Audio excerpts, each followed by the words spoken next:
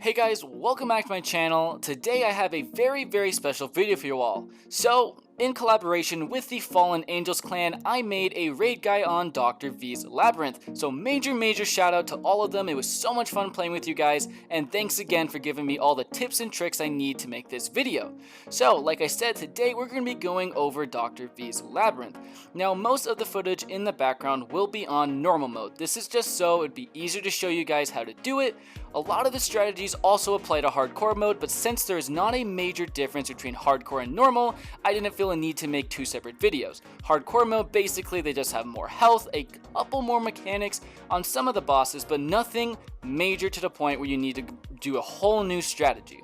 So, first off, what do you need to attempt this raid? Well, I highly recommend you try to get a laser sword if you're going DPS. So this is a drop from a boss already in the raid, but you can buy it for pretty cheap on the marketplace, and a lot of players have a lot of these, so it's not too hard to get one in trading before you do the raid.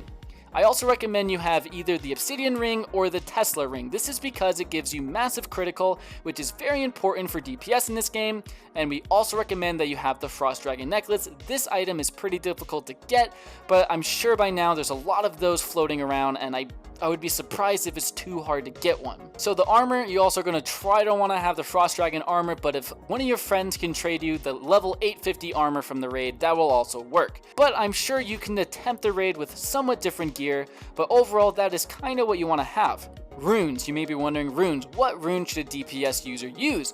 So one of the runes you can use as DPS is the Striking Rune with Pierce, Calamity, and Havoc. This allows you to get a lot of damage out, and since the Striking Rune lets you use Pierce just so much, is a great way to get DPS out.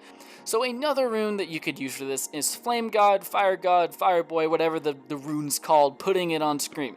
That's another rune you can use where you can use the sword spinning move. God, I am butchering this. I'm going to put the name of that on screen as well. Shatter, and then you also are going to want to use Havoc. A lot of the people were using this strategy as well because it does massive DPS.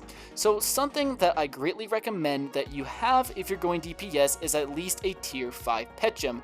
I know that's pretty steep, but the tier 5 pet gem is pretty important for this raid just because most of the guys have pretty big health. When you start off the raid, the first room you're going to see is 3 bots spawned in. This is very simple. Clear that room, kill them, and then keep moving on. So this is where it gets a little bit more tricky and where this raid gets very unique. There are several rooms and several pathways you can take. So the main thing I did, which I'll show you on screen right now, is I would glitch the very first boss. But I'll get into that in a sec because there's a couple other rooms. So some people are going to have to go to what I call the laser grid room. This room has a button at the end of it that you must push in order to activate the toxic droid.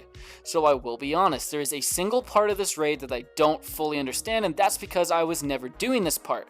I am very certain that one of our players would always go over to the box room and open a bunch of boxes. So eventually the droid will spawn in. Once the toxic droid spawns, you're going to want one player already in the room, or right outside the room because there's going to be a force field in the way.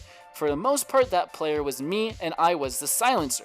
So what do you do to glitch the boss, and what is the boss glitch, you may be wondering? So what one player should do is attack the boss right when it spawns in and have it follow you.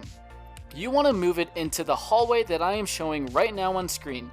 So eventually all the players will get teleported into the toxic droid battle room, including you.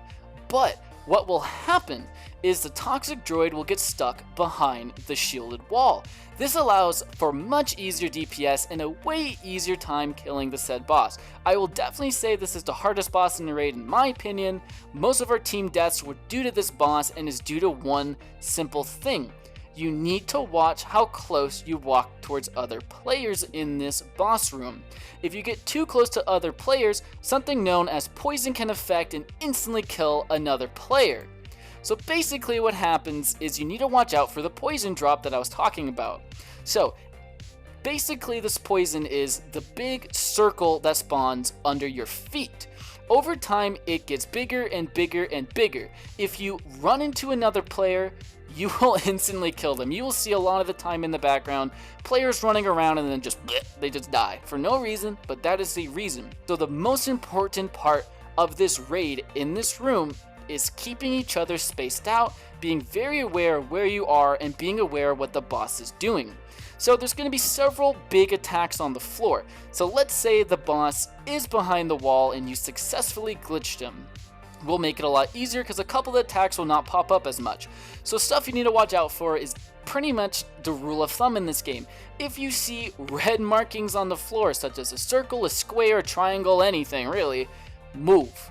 Don't get hit by it, and you need to watch out for that stuff. There's a couple of moves that the poison boss will use that does a pretty large area of effect.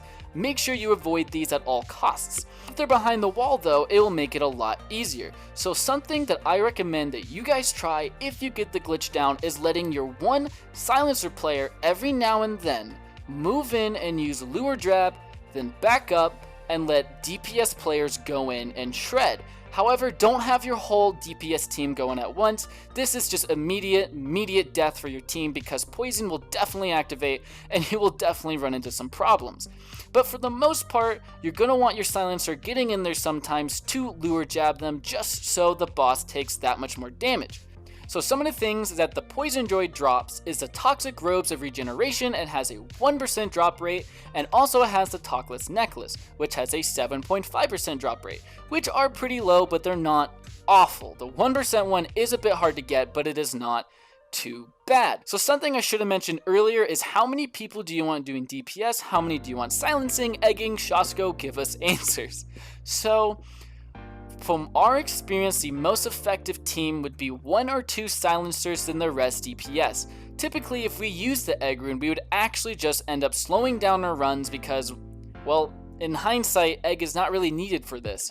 A lot of the times, you're going to want, as a DPS player, to have very low health so your Havoc is maximum effective. That's typically what we would do. So after you kill this boss, the gate will open and you get to advance. So the next boss you have to fight is the robot. Typically, what most of the DPS players would do, which I think is a great strategy, is walk back over to the laser grid room that I talked about earlier. So the laser grid room is very useful for lowering your health to get maximum effect in Havoc. So if you're at 25% health remaining, your Havoc is greatly enhanced at 120% damage output. So most of the time the DPS players will go over there, lower their health, so as soon as they enter the robot room, what I mean by enter is get teleported there, they're immediately at tier 3 Havoc. So something very important with the robot mech room is you want your silencer player to get the first hit and you want them to have that aggro. I forgot to mention this earlier, guys, and I'm sorry, but if you are the silencer, you're going to want to use a silencing rune, of course, and you're going to want to use your highest health gear. The abilities I use as a silencer is Calamity, Lure Jab, and then I also use Safeguard.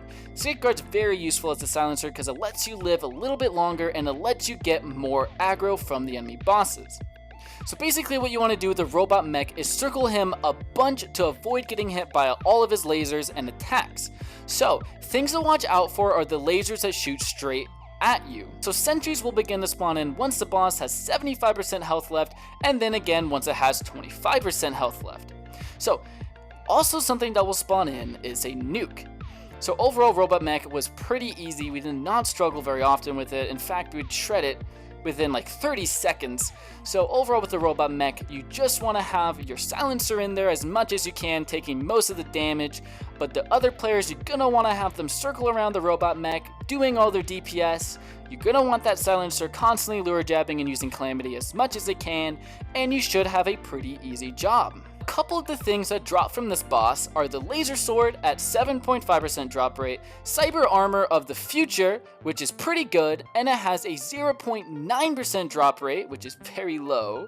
And yeah, so those are two of its drops, and I know I mentioned the Laser Sword earlier in this video, but a lot of people were telling me you can get the Laser Sword on the Discord marketplace, which is in the RPG Sim Discord, which, if you guys didn't know, is a very active Discord and has a massive marketplace, but I digress. You can get it for pretty cheap. A lot of people say you can even get it for free, so don't worry too much about getting that Laser Sword. So on hardcore mode, for everything I've said so far, take into account the same general strategies, just be a lot more cautious of your health, make sure that you doesn't drop too low and watch out, because you only have one life on hardcore, of course. Now we're going down to the final boss. Once you defeat the robot mech, the next thing you have to defeat is Future Vint, and that is the final boss of the raid.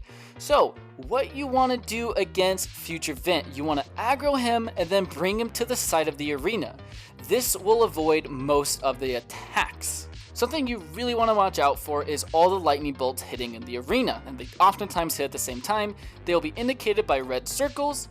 And then another thing you want to watch out for is him teleporting away from you, teleporting back, and then the biggest thing you want to watch out for is the massive blue explosion. So he does this at 75% HP and 25 HP if he's in the center of the map. So I have some footage of this. This attack is massively devastating. I just suggest you get out of the circle. He gives you a good amount of time, so you should not struggle too much with hitting him.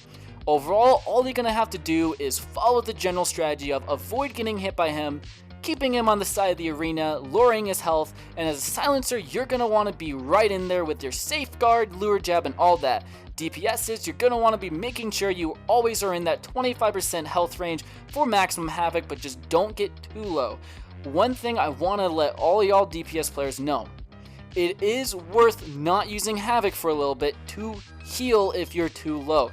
Don't let the fact that havoc gives massive damage at low health, don't let that overshadow dying on hardcore. Now if it's on normal mode, I would say don't worry about it as much because you have 3 lives of course, but on hardcore, make sure your health doesn't drop too much. I don't know why I said don't make sure. So, some of the things he drops is the Tesla ring. This ring is very good because it gives you massive critical. It doesn't have a lot of stats, but is a very good ring.